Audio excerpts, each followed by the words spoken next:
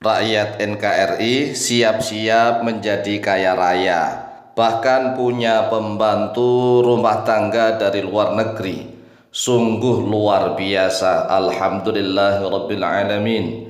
Jika pemimpin kita orang-orang yang bertakwa kepada Allah Azza wa Jalla, maka dipastikan seluruh rakyat NKRI akan hidup kaya raya sejahtera. Jarang sekali orang yang miskin menderita. Tetapi dengan syarat jika para pemimpin di negeri kita, yaitu orang-orang yang bertakwa kepada Allah Azza wa Jalla, takutnya hanya kepada Allah, sehingga dia merasakan bahwa beban dari seluruh rakyat menjadi tanggung jawab pemimpin. Oleh sebab itulah, salah satu cita-cita kami adalah membangun Indonesia menjadi negara yang maju dan religius. Tidak harus kami menjadi pemimpin, tidak. Kami tidak suka menjadi pemimpin pemerintahan, tetapi kami ingin menjadi guru bangsa.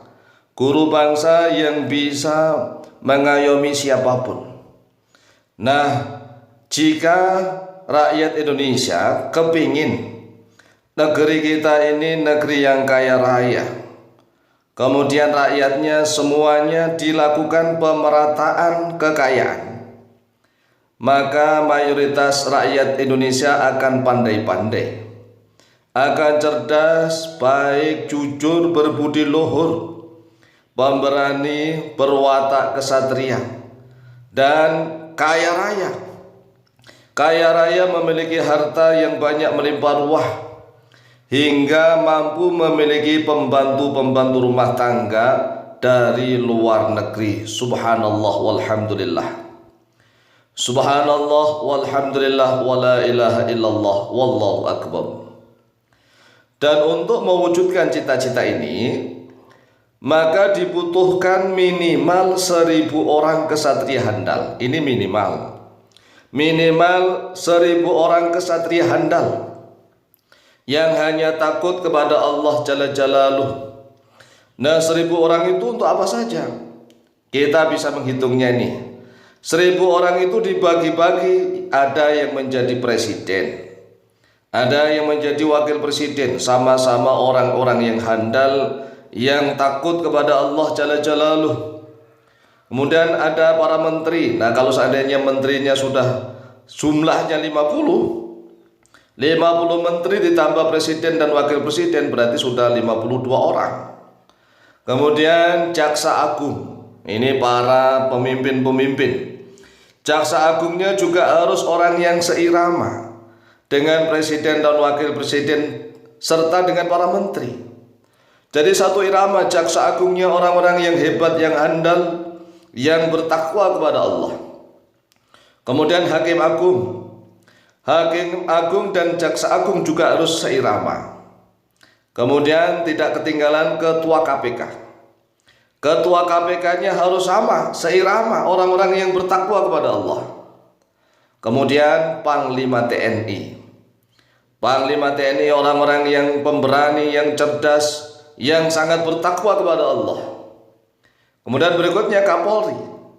Kapolri, Kepala Kepolisian Republik Indonesia. Nah, ini yang di pusat nih. Ini orang-orang di pusat. Kemudian gubernur seluruh Indonesia. Gubernur ada 37-38 provinsi. Berarti butuh ya kurang lebih 40 orang. 40 orang gubernur. Nah, wakil gubernur bagaimana? Wakil gubernur ya kalau bisa sama, orang-orang yang bertakwa kepada Allah, yang sangat pemberani, cerdas, jujur, bersih. Ini gubernurnya tidak hanya mengandalkan KDM doang, tidak. KDM kan cuma di Jawa Barat. Nah, kalau bisa itu ya di Jakarta, di Banten, di Jawa Tengah, Jawa Timur, kemudian di Bali, kemudian di Sulawesi, mulai dari Sulawesi Selatan sampai Sulawesi Utara, kemudian Sumatera Selatan sampai ke Aceh, kemudian di NTT, kemudian di Rinjaya, semuanya lah. Gubernurnya harus orang-orang yang bertakwa, seirama ini. Kemudian wali kota dan bupati. Nah, wali kota dan bupati seluruh Indonesia ini lebih dari 514. Ingat, 514 kabupaten dan kota seluruh Indonesia. Ini sudah cukup. Lalu bagaimana dengan para anggota DPR RI? Nah, para anggota DPR RI kalau bisa loh ya sama orang-orang yang bertakwa kepada Allah, orang-orang yang pemberani, cerdas. Tetapi kalau 1.000 orang ini sudah cukup sebenarnya. Ini adalah orang-orang yang menjalankan eksekutif dan yudikatif. Eksekutif dan yudikatif. Lalu bagaimana dengan legislatif, yaitu para anggota DPR RI?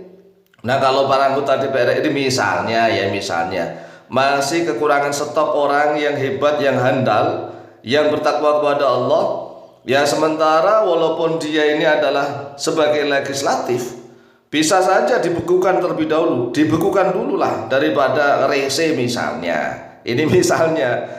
Toh selama ini DPR RI juga kontribusinya kepada rakyat bingung merasakan manfaatnya DPR RI untuk rakyat itu apa, bingung rakyat.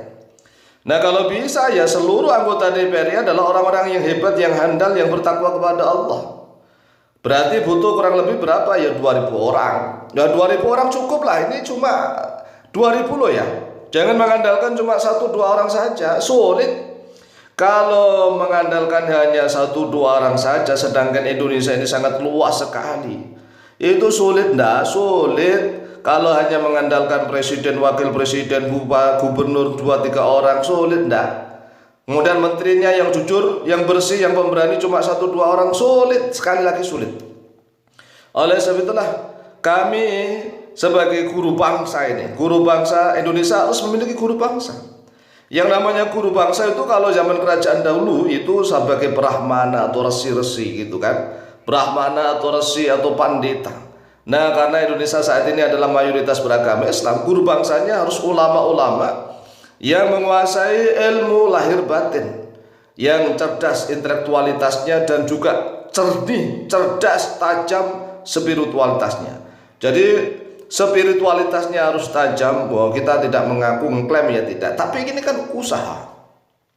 Jadi murid-muridnya yang cerdas, yang pemberani, kesatria itu menjadi presiden, wakil presiden, menjadi menteri, bupati, wali kota, gubernur, panglima TNI, Kapolri, ketua KPK, kemudian jaksa agung, hakim agung, semuanya orang-orang yang bertakwa kepada Allah. Oh, enggak lama seluruh koruptor itu asetnya akan ditarik oleh pemerintah.